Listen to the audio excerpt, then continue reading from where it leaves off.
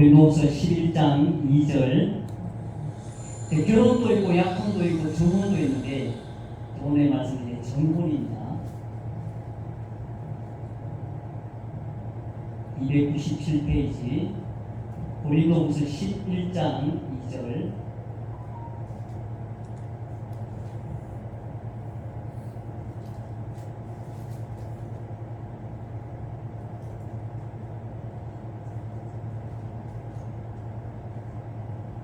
다 같이 읽겠습니다.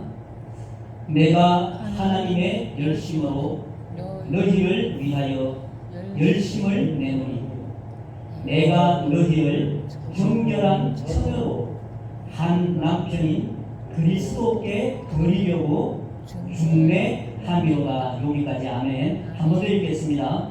내가 하나님의 열심으로 너희를 위하여 열심을 내노니 내가 너희를 정결한 처녀로 한 남편인 그리스도께 드리려고 중매함이로다.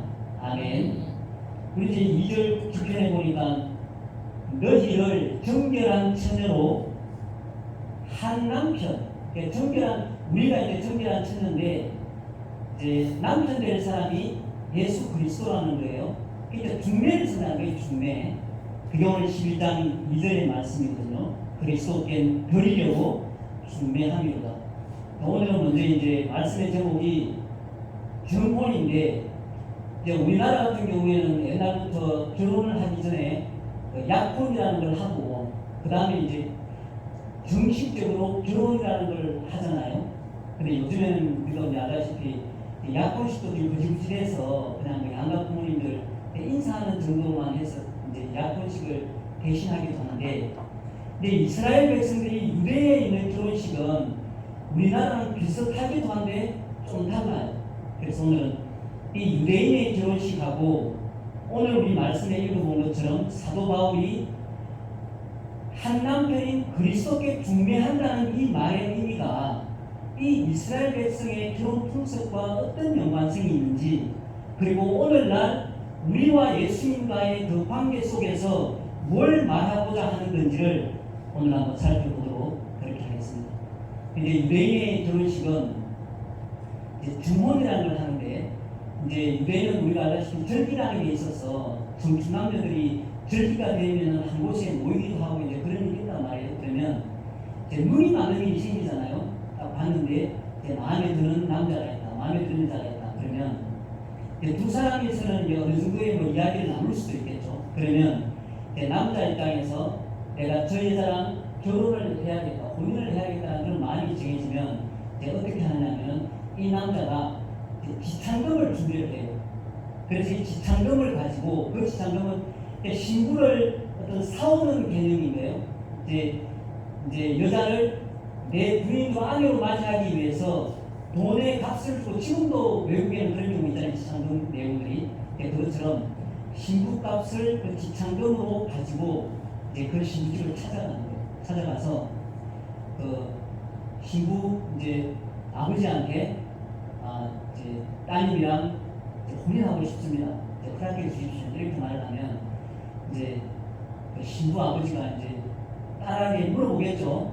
어떻게 괜찮냐? 그러면 이제 여자는 뭐 아니 아버지 뭐 그런 말이라고 이런 식으로 해서 이제 허락을 한단 말이에요. 그러면 이제 남편 된 남자가 이제 이 신부 될 사람한테 포도주를 따라준다는 거예요. 그 포도주 반잔을 따라주는데 그 포도주 반잔을 이 신부가 이제 허락하는 의미, 그 혼인을 받아들이는 의미로, 승낙하는 의미로 그 포도주를 마신다는 거예요. 그걸 마시고, 그리고 그 안에 남아있는 그 포도주 몇 방울을 이제 일종의 혼인 서약서 같은 거죠. 이제 정식 결혼은 아니지만 이제 이 사람과 이제 혼인을 할 거라는 계약서 같은 그런 혼인 정서 같은 게 있는데, 거기에다가 그 포도주를 이제 몇 방울 떨어뜨린다는 거예요. 그리고 남자도 그 포도주를 마시면 이제 우리는 정상적으로 혼인한 사이다. 우리는 이제 혼인관계가 이제 정혼, 법적으로 우리는 이제 혼인한 사이라고 정해진다는 거예요. 그러니까 우리나라는 약혼을 해도 그 약혼한 사람을 내 아내라고 이야기를 안 하잖아요. 근데 여기서는 이 포도주를 마시는 게 혼인 서약이 끝이 나면 그때부터는 이제 남자는 그 여자를 아내라고 부른다는 거예요. 법적인 관계가 성립되는 일이기 때문에. 그리고 여자는 남자를 남편이라고 부르는 또 혼인 성립이 된다는 거예요. 법적으로. 그러면 이제 이 남자는 이제 그 신부한테 준비해온 선물을 준대요. 그 선물이 뭐 반지 같은 걸 수도 있고, 뭐 목걸이 같은 걸 수도 있고, 뭐 값진 보석일 수도 있고, 이게 뭔지 모르지만, 아니면 남자 집안에 어떤 뭐 대대로 내려오는 그런 어떤 값어치 있는 그런 보물이나, 아니면 집안에서도 이제 엄마가 전해주는 어떤 그런 무엇일 수 있어요. 그 선물을 신부한테 주고 남자는 떠나는 거예요. 어디를 왜 떠나느냐? 그 선물을 주고 남자는 이제 이 여자와 살 수 있는 집을 만들기 위해서 다시 아버지 집으로 떠나서 나중에 집을 잘 준비를 해서 이 여자를 데려올 상황이 되고 이제 그 형편이 되면, 집이 완성이 되면 다시 이 신부를 데리러 오는 거예요. 이 신부를 데리러 오는 이 내용이 우리 마태복음 25장에도 보면 나와 있는 게 열처녀 비유가 나오거든요. 열처녀가 있는데 등불을 준비해서 신랑이 오기를 기다리는데 신랑이 늦게 오다 보니까 등불이 꺼져가는데 다섯 처녀는 기름을 준비해서 등불을 켜고 있는데 다섯 처녀는 기름이 모자라서 그걸 기름 사러 간 사이에 신랑이 왔다는 게 그런 내용도 나오거든요. 그게 이제 이 유대의 결혼 풍습을 이제 예수님이 다 알고 계시니까 그걸 비유로 이제 천국에 대해서 설명을 하시는 내용이에요. 그러면 이제 1년이라는 세월이 이제 지났어요. 남자는 아버지한테로 돌아가가지고 열심히 이제 사랑하는 아내를 데려와서 살 집을 준비를 다 하고 있는데, 그 아버지가 그 아들을 지켜볼 거잖아요. 저놈이 집을 잘 어떻게 준비를 하고 있는지, 아니면 그 신부를 데려와가지고 굶겨 죽이지 않고 어떻게 잘 살 수 있을지, 그걸 이제 아버지는 이제 그 자식을 보고 1년이 지난 어느 날, 그러니까 이 남편 될 남자도 내가 언제 가야 될지를 모르는 거예요. 우리 예수님도 이 땅에 마지막에 오실 때 언제 오실지를 모른다고 하셨잖아요. 하나님만 일을 하신다고 하셨거든요. 마찬가지로 이건 아버지 결정에 달린 거예요. 그 남편은 내가 빨리 가서 데려오고 싶어도 이 남편이 그걸 결정하는 게 아니에요. 그러면 어느 날 아버지가 아들을 딱 부르는 거죠. 아들아, 어떻게 집은 다 준비 잘 됐냐?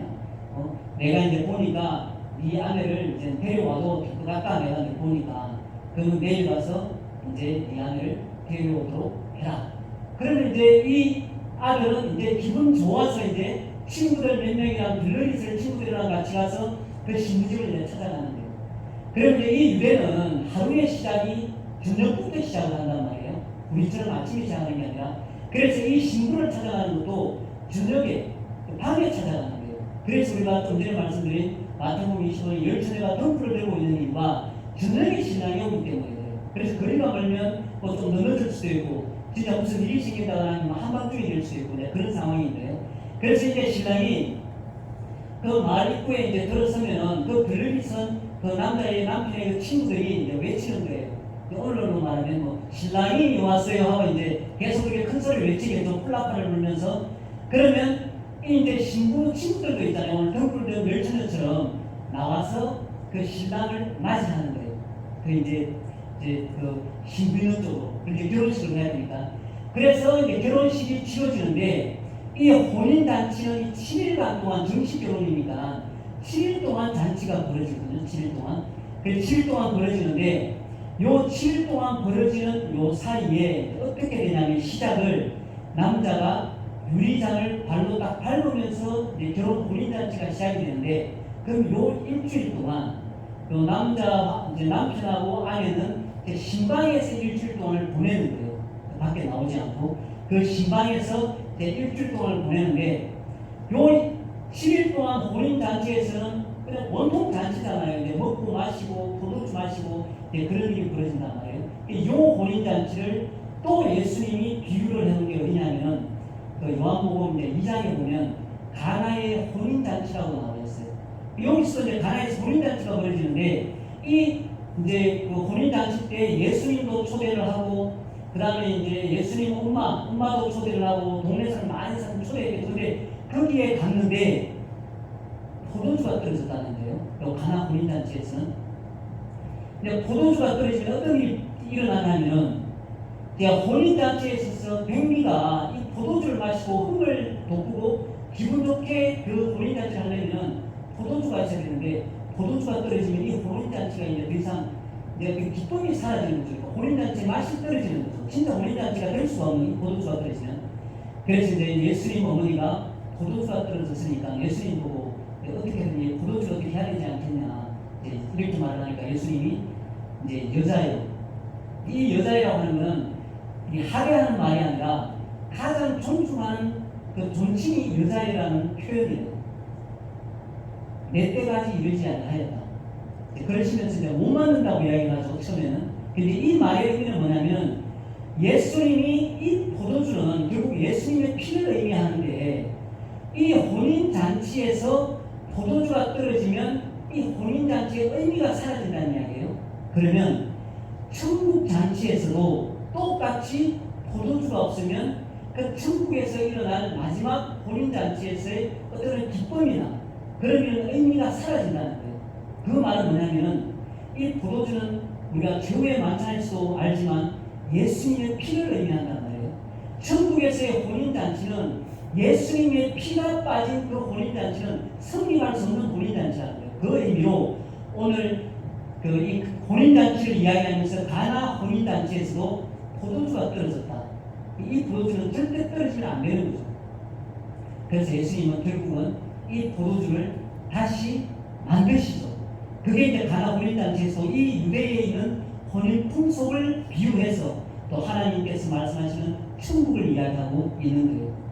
그래서 요 7일간 신방에서 이제 다 치렀잖아요.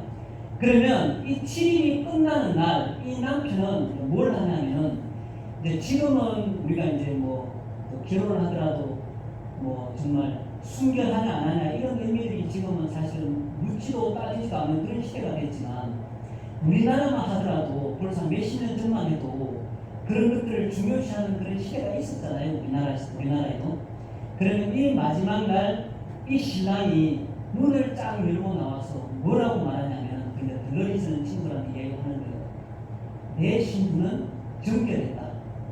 내 신부는 순결한 여자다. 그걸 선포를 하는 거예요.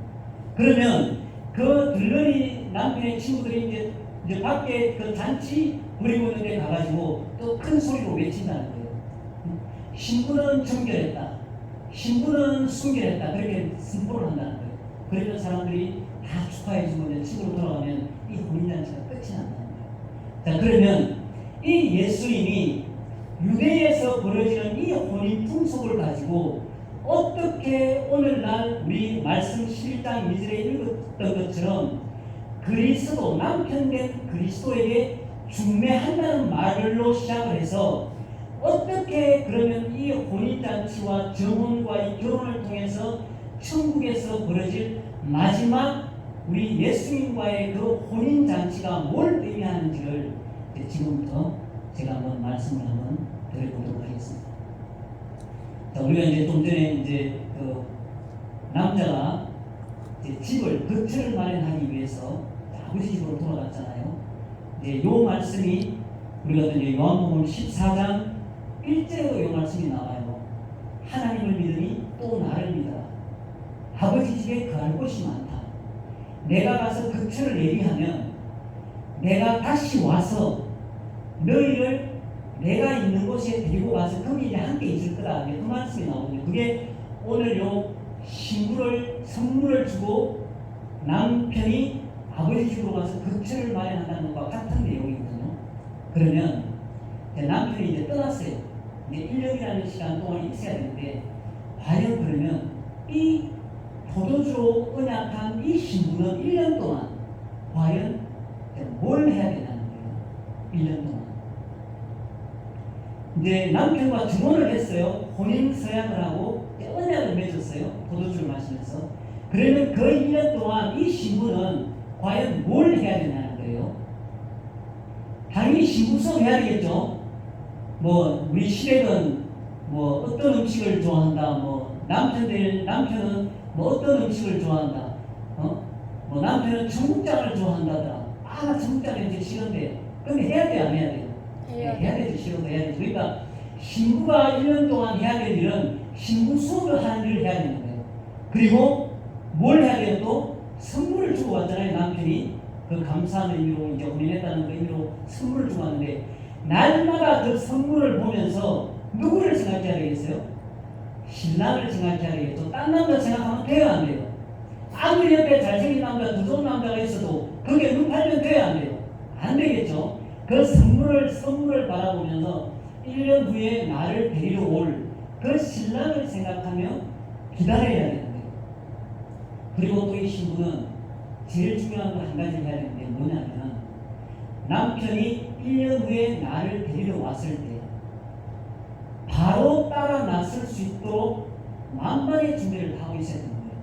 남편이 와서 가자 하면 바로 모든 걸 다 버려두고 다 준비해서 따라 나설 모든 준비를 다 끝내고 있어야 돼요. 이게 이제 신부의 할 일인 거예요. 그럼 이 신부가 이 1년 동안에 다른 친구들이 와가지고 야 오늘날로 말하면 야 우리 뭐 나이트 가서 뭐 좀 어떻게 뭐 미팅 좀 해볼래 이런 걸 하면 돼야 안 돼요? 안 되는 거죠. 오로지 이 신부는 남편만 생각하고 1년 후에 나를 데리러 올 그 신랑만 생각하면서 그 선물을 바라보면서 오매불망 올 나를 데리러 올 남편만 기다리고 있어야 되는 거예요. 그리고 그 남편을 위해서 준비하고 있어야 되는 거예요. 남편이 좋아할 것, 뭐 남편을 위해서 무슨 옷을 준비하든 음식을 준비하든 그 시댁을 위해서 시댁의 어떤 각풍에 맞는 그것을 준비를 하든 오직 그거밖에 없는 거예요. 그 신랑만 생각하면 그 신랑만 기다리는 거예요. 이제 예수님과의 증언에 대해서 이제 한번 이야기 한번 해볼게요. 이제 예를 들어서 이제 어느 날 이 시대를 이제 이야기했을 때 누군가가 중매를 쓰는 거예요. 오늘 말씀처럼 이제 처녀한테 가서 그 남자가 있는데 한번 만나볼래? 중매를 써야 되니까 그렇게 이제 이야기를 한단 말이에요. 그러면 여자가 묻죠. 이제 어떤 남자인데?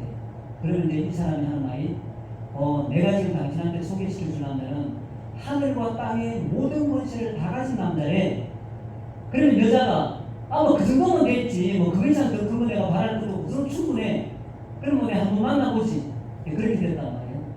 그래서 이제 이 남자가 이제 그 여자를 이제 만나러 가는데 오늘 우리 이야기한 것처럼 지창금을 가져가는데 그 지창금으로 가져온 게 뭐냐면 십자가를 딱 들고 온 거예요. 지창금으로.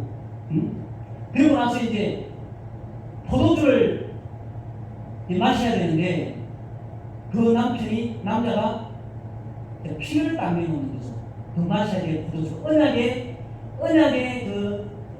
포도주를 피를 내놓는 거죠. 그래서 피를 우리가 제후반찬에도 예수님의 그 포도주가 나의 피라고 이야기를 하시기 때문에 그렇게 의미로 사용된단 말이에요. 그 피를 내놓고 마신단 말이에요.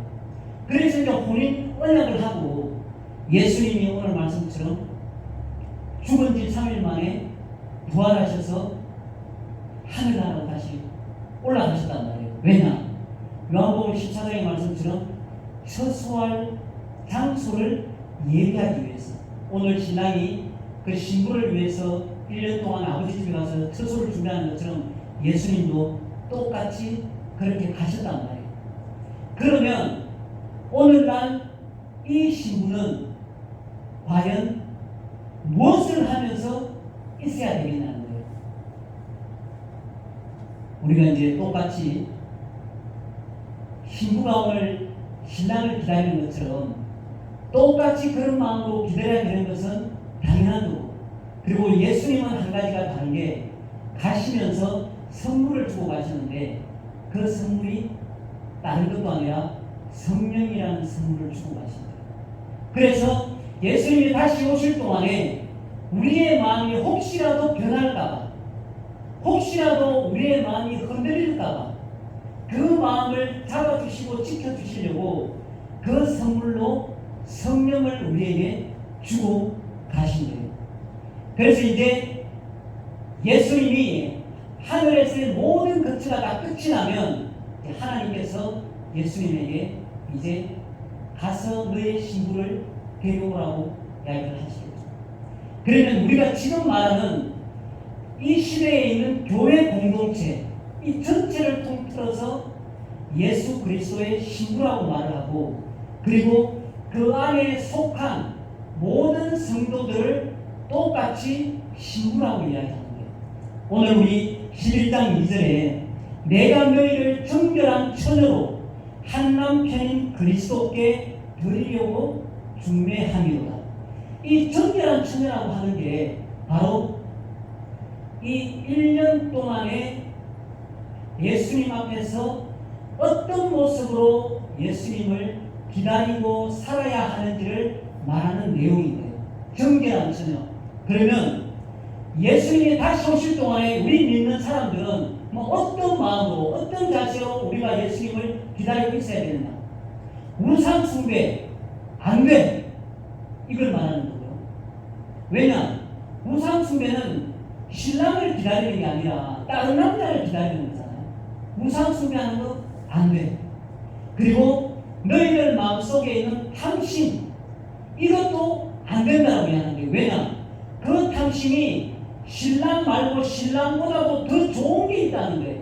기다리는 동안에 나는 신랑이 안 와도 괜찮아. 왜?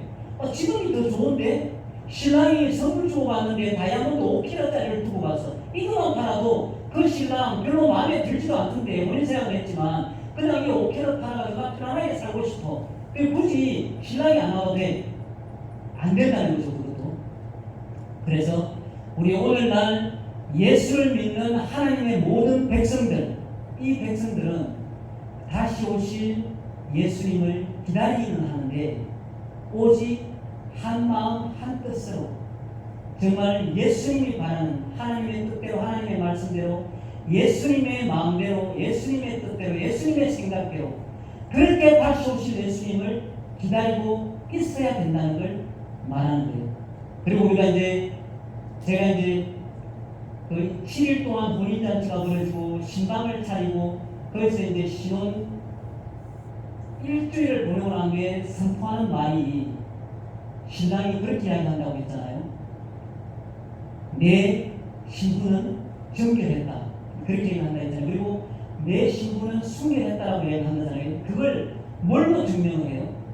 이 시대에 우리가 옛날에도 우리가 뭐 조선시대라든가 그럴 때 보면은 어떤 그 결혼을 하고 나서 처녀가 맞는지 아닌지를 그 잠자리에서 이제 피면을 확인해서 그걸 증거로 삼잖아요. 그거를. 그래서 누군가 그걸 보관했다가 남편이 막 처녀가 아니라고 이제 웃긴다거나 그렇게 이제 모함을 할 때 그 여자를 내쫓기 위해 상담을 할 때, 그러면 이제 여자 쪽에서는 그 이부자리에 따랐던 그 피해 흔적을 가지고 처녀가 맞다는 걸 증명을 받는단 말이에요. 오늘 이 신부도 똑같은 거예요. 그 신랑으로부터 순결했다는, 그 정결했다는. 그러니까 오늘날 말하면 우리가 예수를 믿는 그리스도인들이 내가 하나님 앞에서 정말 난 정결한 신부였다. 나는 정말 이 세상에 살 동안 순결한 신부였다는 걸 증명하는 게 바로 그 피라는 거예요. 피. 이 세상 가운데는 이제 죄로 더불어 있고 죄와 짝하면서 살고 그런 시대잖아요. 이런 시대는. 그렇지만 우리가 하나님 앞에 갔을 때, 그 하나님의 그 혼인잔치에 들어갔을 때 우리로 하여금 예수님이 확인하는 게 딱 그 피라는 거예요. 그러면 야, 네가 그러면 세상에 살 동안에 교회 출석을 몇 번 했는지 한번 세어볼까? 헌금을 얼마나 했는지 한번 세어볼까? 뭐 11조는 잘했는지 세어볼까? 전도를 몇 명 했는지 세어볼까? 이걸 본다는 게 아니에요. 예수님이 마지막 날 천국 혼인잔치에서 확인하는 유일한 한 가지는 그 정결했고 순결했다는 그 확인은 피로 확인한다. 그 피로. 우리에게 십자가에 못 박혀 피 흘린 예수 그리스도의 그 피가 우리에게 발견되어야지만이 그 혼인잔치에 적합한 사람이라는 걸 인정받는다는 거예요. 우리 다 같이 말씀을 한번 찾아볼게요. 요한계시록 19장 7절 8절 말씀을 한번 찾아보겠습니다.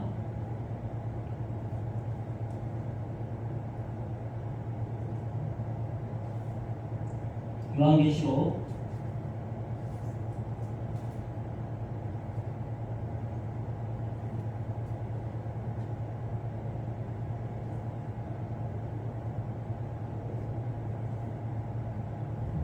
19장 7절 8절 말씀입니다.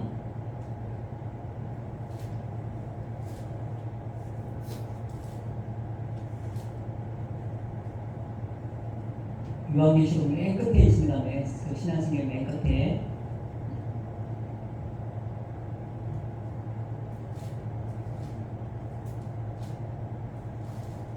이 요한계시록은 이제 사도 요한이 바모스에 유배됐을 때 장차 별일에 대해서 이제 기록한 말씀이 이제 요한계시록입니다. 요한계시록 19장 7절 8절 다 같이 읽겠습니다. 19장 7절 8절 우리가 즐거워하고 크게 기뻐하며 그에게 영광을 돌리세.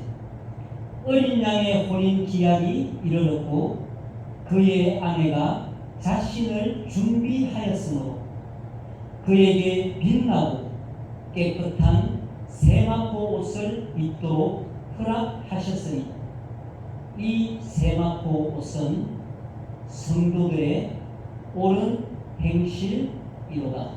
아멘. 자, 여기 보니까 이제 혼인 기약, 결혼식이 이르렀다는 거예요. 내용은 천국에서 예수님이 마지막 날, 마지막 심판 때 오셨을 때 천국에서 일어난 일인 거예요.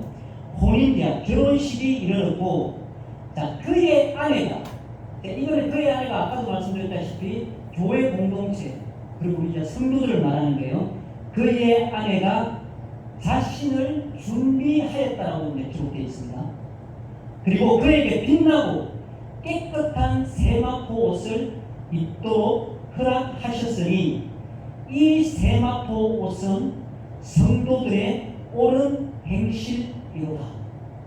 자, 요 세마포 옷과 옳은 행실이 같은 의미로 기록되는데, 그러니까 옳은 행실이라고 하면은 우리가 생각할 때 그냥 받아들일 때 착하게 살고 선하게 살고 나쁜 짓 하지 않고 이런 의미로만 받아들일 수 있는데, 이 세마포 옷은 이 하나님의 마지막 천국 잔치의 결혼식에 입게 될 그 예복, 그 혼인 예복은 진짜 뭘 의미하는지를 다시 한번 찾아보도록 하겠습니다. 같은 요한계시록 7장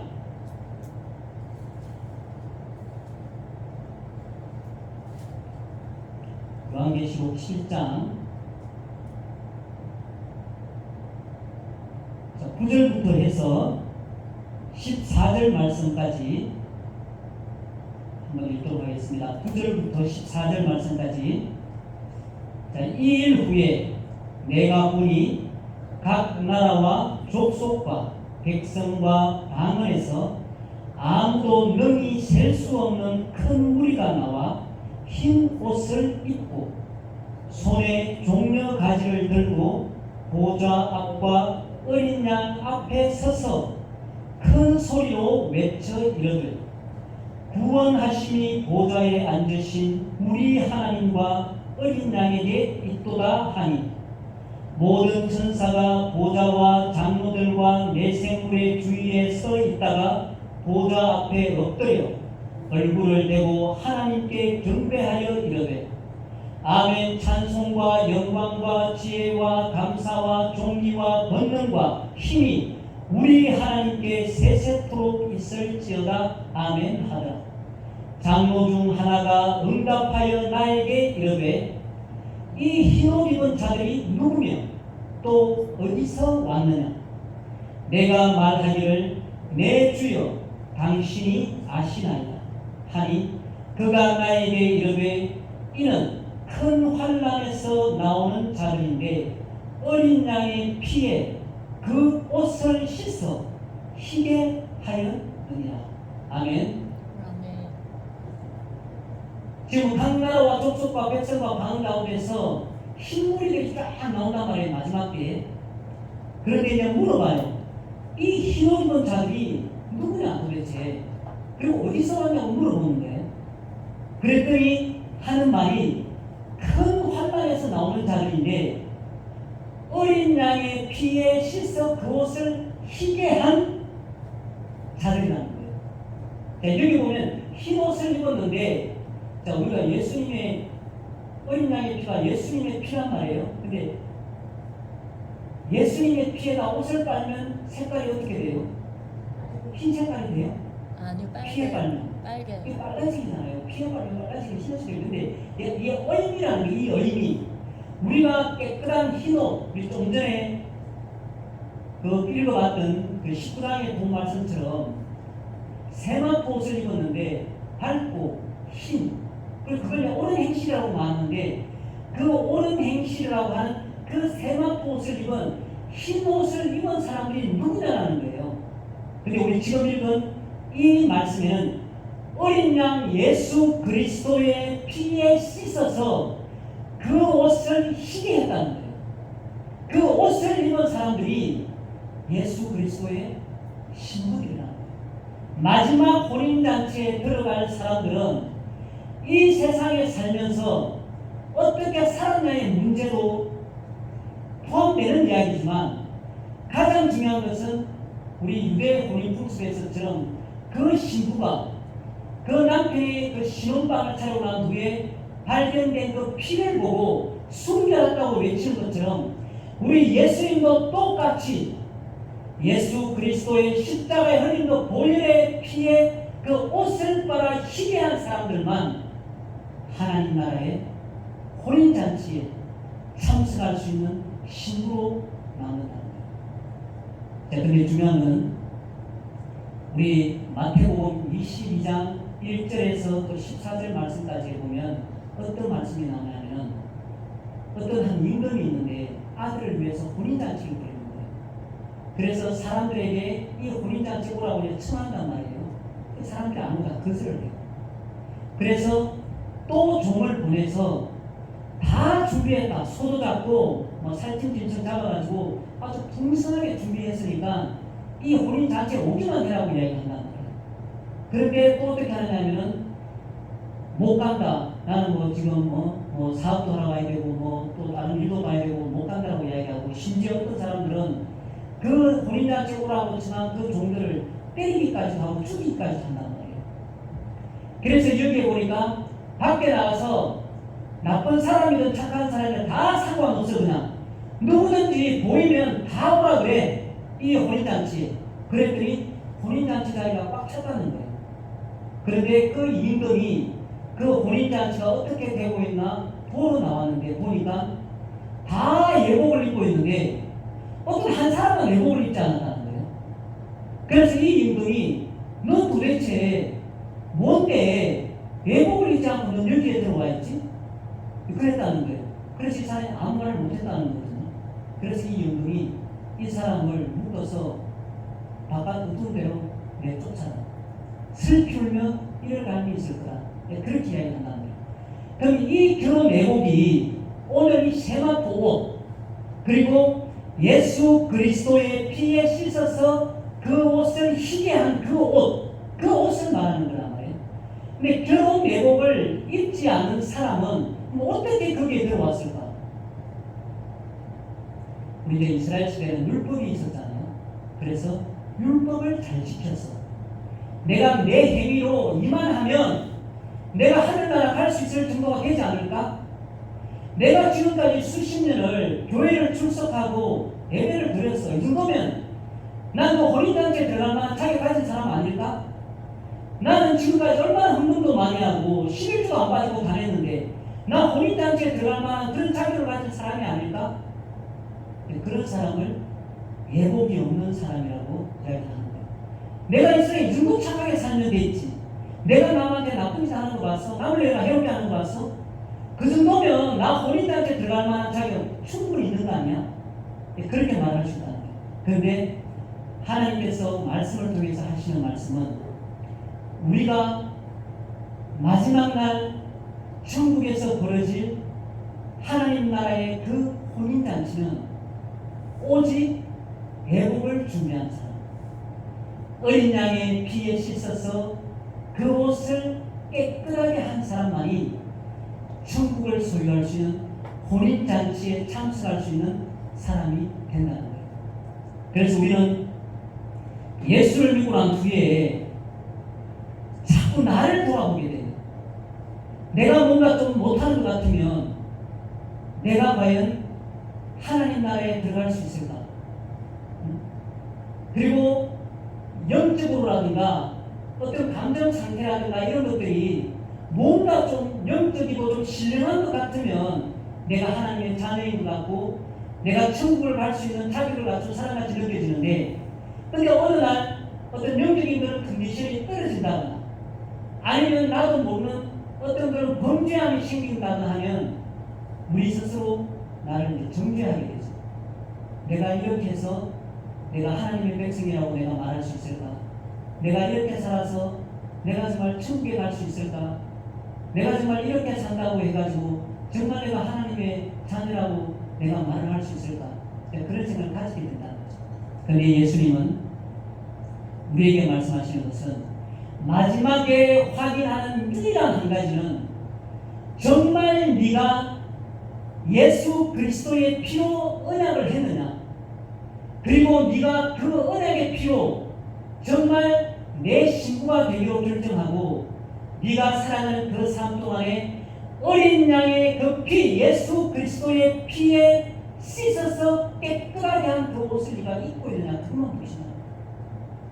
그래서 그 사람의 삶은 우리가 굳이 이렇게 살아야 돼, 저렇게 살아야 돼, 이렇게 하면 안 돼, 저렇게 하면 안 되라고 말할 필요가 없이 그 사람은 오늘 우리가 신부가 그 신랑을 1년 동안 기다리면서 그 선물을 붙들고 오매불망 그 나를 데리러 올 그 남편만 생각하며 사는 그 신부처럼 그 예수 그리스도의 피에 옷을 빨아 희귀한 사람들은 그런 삶으로 살게 되어 있다는 거예요. 그래서 설령 그렇게 또 못 산다 할지라도 그 못 살 것까지도 아시기 때문에 주고 간 선물이 바로 성령이라는 거예요. 그래서 우리가 흔들릴 때마다 우리에게 선물로 주고 가신 그 성령을 붙들고 실험하는 거예요. 우리가 흔들릴 때마다 그 성령이 우리 안에서 우리의 마음과 생각을 지켜서 그 마음이 흔들리지 않도록 우리를 그 순결한 신부로, 정결한 신부로 예수님 다시 오실 때까지 우리를 지켜내는 일을 그 성령이 우리에게 주신 그 선물인 성령이 그 일을 감당해 내신다는 거예요.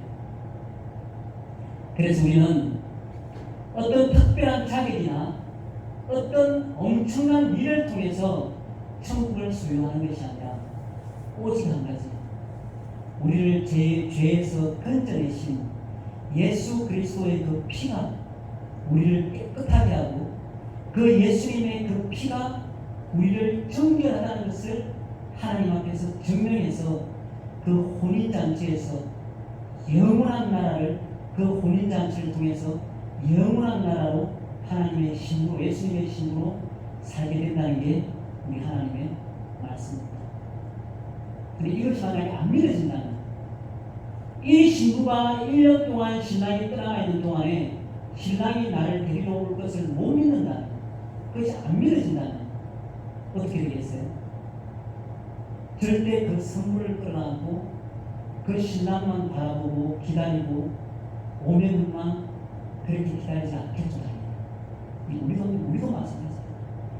우리도 늘 우리 안에 하나님께서, 예수님께서 선물로 주신 성령을 우리가 붙들고 오늘도 안 되고 쓰러지는 그 나를 이 성령을 통해서 정말 내 마음이 지켜지고, 또 잘못을 범하고 죄를 범한다 하더라도 또 성령을 붙들고 또 일으키고, 정말 예수님이 다시 오실 때 예수님이 우리를 앞에 세워놓고 순결했다, 정결했다, 정말 이 사람은 나의 신부가 맞다라고 증명받는 그런 아름다운 하나님 앞에 서는 날까지 정말 예수님만 바라보는 그런 삶이 되기를 예수님의 이름으로 축복합니다. 아멘.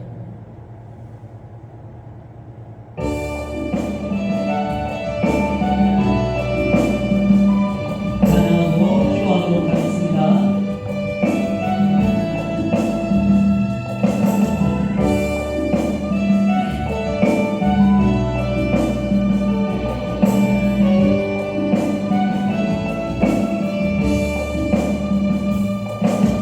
주님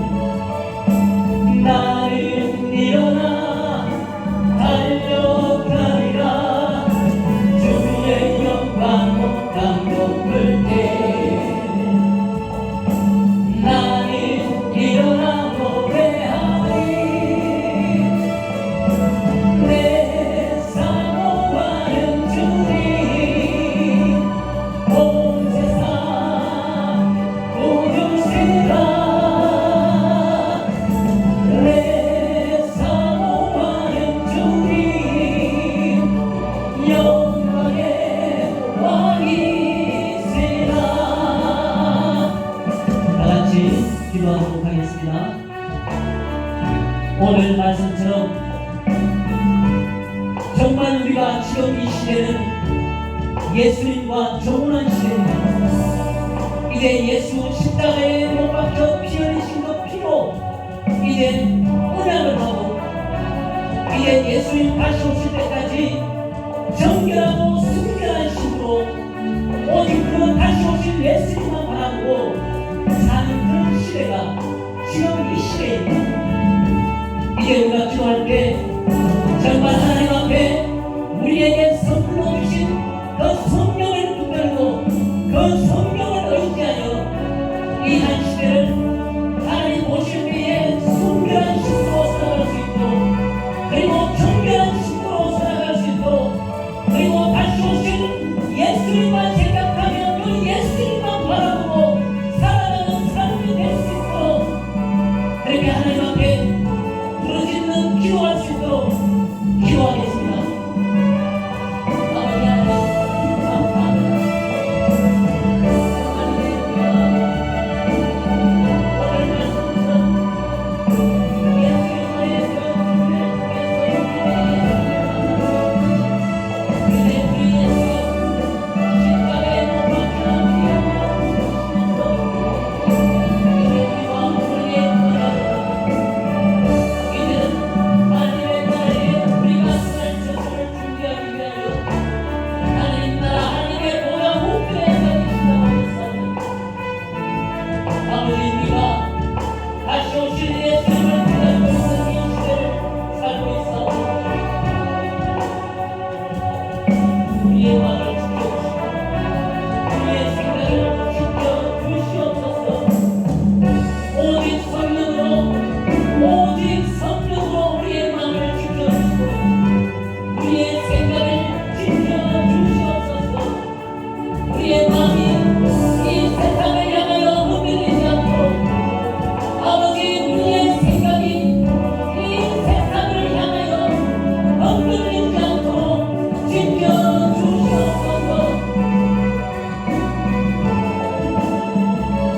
오직 성령께서 우리의 삶을 이끌어 주시고 오직 성령으로 우리의 삶을 다스려 주시며 오직 성령으로 우리의 삶을 온전히 주장하여 주셔서 우리 예수 그리스도의 정결한 신으로 우리를 신으로 그리고 하나님의 거룩한 신으로 이 시대를 살아가시도록 도와주시옵소서.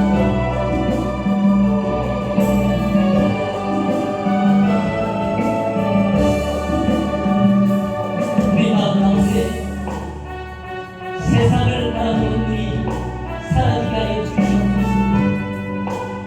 이 세상을 살아갈 때 세상을 바라볼 때는 우리의 눈이 소경이 되어지게 하여 주시고 보이지 않는 하나님의 나라를 바라볼 때는 소경의 눈이 깨져서 밝게 바라보게 하여 주시옵소서. 보이지 않는 하나님의 그 나라에 우리의 소망을 두게 하여 주시고 우리 신랑 계신 예수님이 이제 우리를 데려 다시 오실 때에 구속되고 왕의 주 예수여 속히 오시옵소서 할 수 있는 정결한 신부가 다 될 수 있도록 도와주시옵소서. 우리가 세상을 살 때에 죄 가운데 넘어지는 일이 다가도 다시 오실 예수님만 생각하게 하여 주시고 우리가 이 세상을 살 때에 넘어지는 일을 만난다 하더라도 다시 오실 예수님만 생각하게 하여 주시고 우리가 이 세상을 살 때에 환난을 만나고 고통을 만나고 다시 오실 예수님만 생각하게 하여 주시옵소서.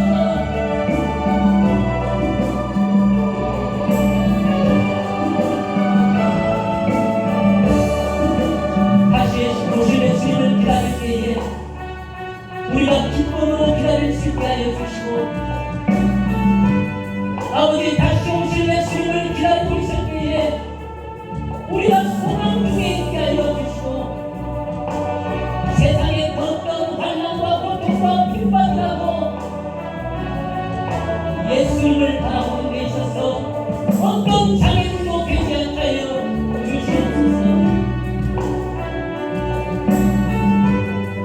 한번 죽는 것은 사람에게 정해질 것이요 그 후에는 반드시 심판이 따른다고 하였사오니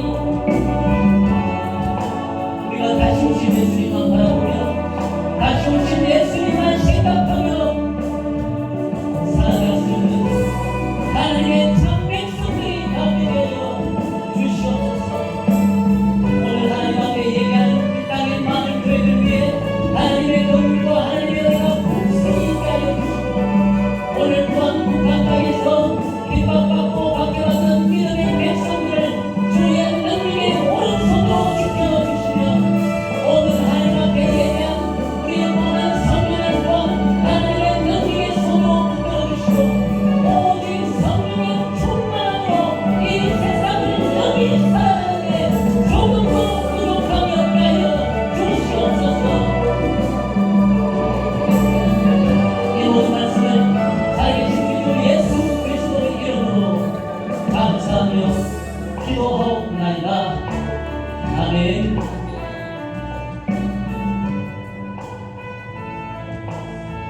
형제들아 내가 우리 주 예수 그리스도의 이름으로 너희를 권하오니 다 같은 말을 하고 너희 가운데 분쟁이 없이 같은 마음과 같은 뜻으로 온전히 합하라. 아멘. 주기도문으로 마치도록 하겠습니다. 하늘에 계신 우리 아버지여 이름이 거룩히 여김을 받으시오며 나라의 임하옵시며 뜻이 하늘에서 이루어진 것 같이 땅에서도 이루어지이다. 오늘날 우리에게 일용할 양식을 주시옵고 우리가 우리에게 죄 지은 자를 사하여 준 것 같이 우리의 죄를 사하여 주시옵고 우리를 시험에 들게 하지 마옵시고 다만 악에서 구하여 주시옵소서. 내게 나라와 권세와 영광이 아버지께 영원히 있사옵나이다. 아멘.